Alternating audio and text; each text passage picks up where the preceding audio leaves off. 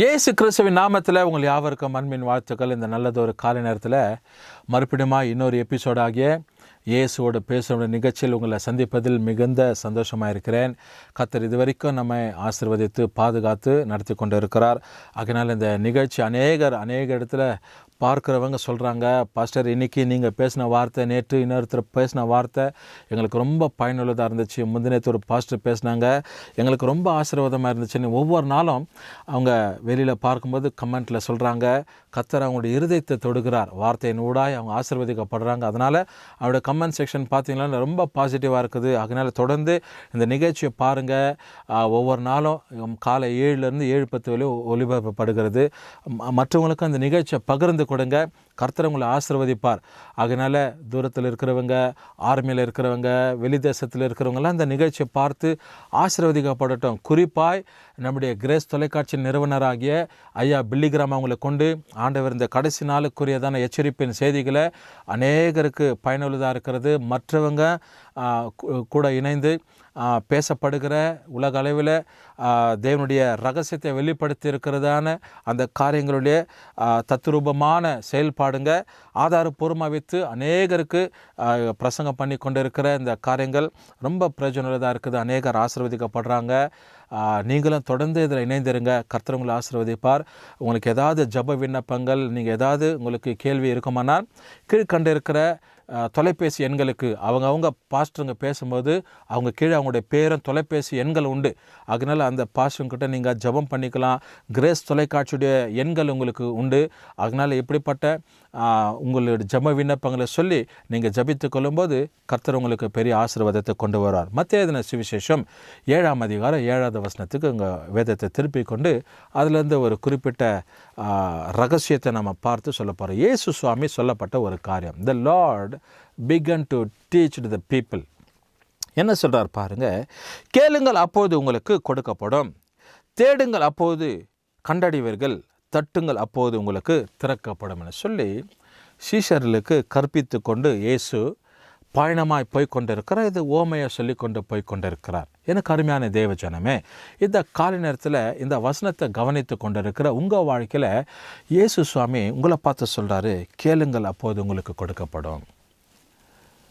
என் நாமத்தில் இது வரைக்கும் நீங்கள் எதுவும் கேட்கல, அதனால் நான் உங்களுக்கு என்ன பண்ணல, நன்மை தரல, நன்மையை நீங்கள் கண்டடிச்சுக்கல. அதனால் இயேசு சொல்கிறாரு, என் நாமத்தில் எதை கேட்டாலும் அதை தரவென்றார். Whatever you ask in my name that will be granted to you. தேவன் நமக்கு இலவசமாய் கொடுக்கிறார். The Lord will give freely. கர்த்தர் இலவசமாய் கொடுக்கிறார். அந்த இலவசமாய் கொடுக்கிற காரியத்தை நீ பெற்றுக்கோ. தேவனை இலவசமாக ஆசீர்வதிக்கிறார், இலவசமாக சுகத்தை கொடுக்கிறார், இலவசமாக உனக்கு நன்மையை தருகிறார், இலவசமாக உன்னை ஆசீர்வதிக்கிறார். இதை நீ பெற்றுக்கோன்னு சொல்கிறார். அதனால தேவ ஜனங்களை கேட்கும்போது தான் தேவன் நமக்கு கர்த்தர் கொடுப்பார். ஒரு மனுஷங்கிட்டே உனக்கு தேவை இருக்குதுன்னு கேட்கும்போது தான் உனக்கு கொடுப்பாங்க. சும்மா நின்று கொண்டு தான் கொடுக்க மாட்டாங்க. ஒரு கடைக்கிட்ட போய் யாரோ நின்று இருக்கிறாங்க, அவங்க சொல்கிற எனக்கு பசிக்குது, எனக்கு எதாவது வாங்கி கொடுன்னும் போது தான் அவங்க வாங்கி கொடுப்பாங்க. அன்லெஸ் நீங்கள் கேட்காம அவங்களுக்கு தெரியாது ஏதோ காரணத்துக்காக நின்று இருக்கிறீங்க, சும்மா நின்று இருக்கிறீங்க, வேடிக்கைக்காக நின்று இருக்கிறீங்கன்னு சொல்லி தான் மற்றவங்க நினைத்து கொள்வாங்க.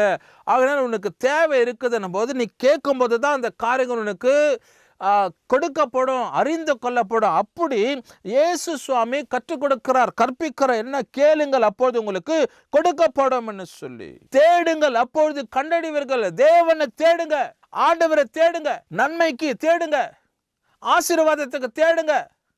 கடந்த எபிசோட்ல நம்ம பார்த்தோம், நீதிமொழிகள் 8ஆம் அதிகாரம் 17வது வசனத்தில் அதிகாலையில் தேடுகிறவனை கண்டடைவான்னு சொல்லி. அப்படி தேவனாகிய கர்த்தரை தேடப்படும் போது நாம் அவரை கண்டடைவோம். அதில் எந்த மாற்று கருத்து கிடையாது. கேட்கும்போது கர்த்தர் கொடுக்கிறார், தேடும்போது நம்ம கண்டடைவோம். அடுத்து ஒரு காரியத்தை சொல்கிறாரு, தட்டுங்கள் அப்போது உங்களுக்கு திறக்கப்படும். knock and it shall be open unto you. தட்டுங்கள். தட்டணும். தேவ சமூகத்தில் நீங்கள் வெளிப்படுத்தின விசேஷம் 3ஆம் அதிகாரம் 20வது வசனத்தை படிக்கும்போது அங்கே ஒரு குறிப்பிட்ட காரியத்தை இயேசு சொல்கிறார். என்ன அப்படின்னா, ஒரு வெளிப்பாடு.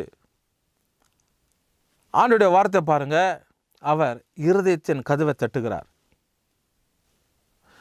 ஒருவன் என் சத்தத்தை கேட்டு திறப்பானால் இருதயத்தை தட்டுகிறார். அந்த சத்தத்தை கேட்டு நம்ம திறக்கப்படும் போது தேவன் நம்முடைய இருதயத்தில் வாசம் பண்ணுகிறார். தேவன் நம்ம இருதயத்தில் குடிக்கொள்கிறார்னு சொல்லி நம்ம எதுக்கு தட்டுவோம்னா, குடிக்கொள்வதற்கு தான். ஒரு வீட்டை பூட்டி இருக்கிற வீட்டை தான் நம்ம என்ன பண்ணுவோம், போய் தட்டுவோம். திறங்க, இதில் நான் இருக்கணும், வரணும், நான் வெளியிலேருந்து வந்திருக்கிறேன் அப்படின்னு போல. அருமையானவர்களே, இந்த வசனம் பாருங்கள் எவ்வளோ உங்களுக்கு ஒரு ஆசீர்வாதம். இயேசு தம்முடைய சீஷர்களுக்கு கற்பிக்கிற ஒரு காரியம். கேளுங்கள் அப்போது உங்களுக்கு கொடுக்கப்படும், தேடுங்கள் அப்போது நீங்கள் கண்டடைவீர்கள், தட்டுங்கள் அப்போது உங்களுக்கு திறக்கப்படும் என்பதாக.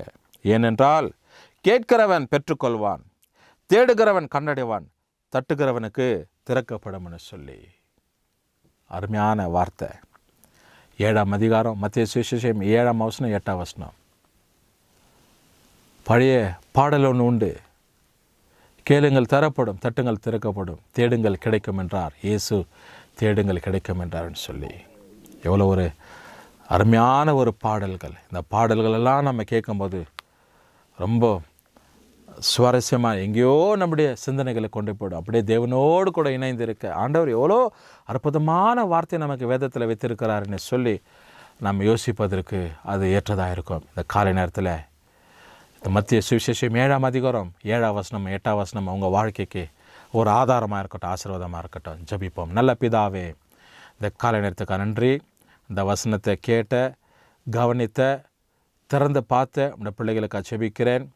ஆண்டவரே, இந்த வசனத்தில் வாசிக்கிறோம்ப்பா, கேளுங்கள் தரப்படும், தட்டுங்கள் திறக்கப்படும், தேடுங்கள் அப்போது கண்டடைவார்கள் என்று சொல்லி இந்த பிள்ளைங்க கேட்கட்டும், தேடட்டும், தட்டட்டும்ப்பா. கர்த்தர் நீர் அப்படி நடத்துங்க. ஆண்டவர் இயேசு நாமத்தில் ஜெபிக்கிறோம் நல்ல பிதாவே. ஆமென். கர்த்தர் உங்களை ஆசீர்வதிப்பார்.